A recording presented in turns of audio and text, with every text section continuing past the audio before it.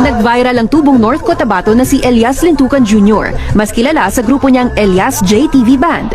Naging paborito ng masa sa bawat pagtatanghal sa iba't ibang entablado sa Pilipinas, mga bansa sa Asia at Australia. At ngayong Nobyembre, nakatakda ang kauna-unahang concert nila sa Canada. Hindi namin in-expect na makarating kami kahit saang lugar. Sa lahat po ng mga fans namin dyan, followers, maraming salamat po sa inyo. Kung hindi po dahil sa inyo, hindi po kami makakarating dito. Dumating man ang winter season sa bansa, ramdam daw nila ang mainit na pagtanggap ng fans at komunidad sa Toronto. Nakakatuwa po na sa pakiramdam na ganun yung suporta ng mga tao at sa amin ba, kumbaga, nag-e-effort po talaga sila at nagbibigay ng panahon para sa amin.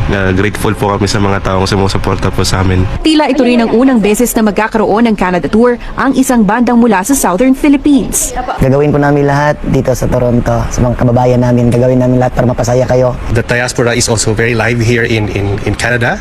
So hopefully this thoughtful effort of bringing in some of those representation from the Philippines can also inspire other bands even in the Philippines.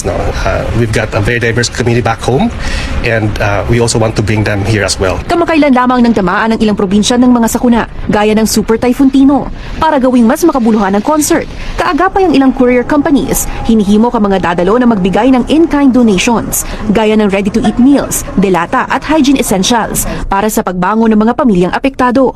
Ipamimigay ang malilikom na ayuda sa tulong ng Philippine Red Cross. When we were planning this event a couple of months ago, of course wala pa yung typhoon. Then with the recent typhoons last early November, we thought we must do something about it because some other friends are also urging us that it's an opportunity since pag-gather na yung mga Filipinos, logistics wise it's a perfect time for us to bring in some of the donations and organize something for them.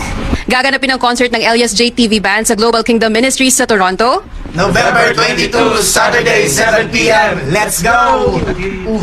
Paula Saraza,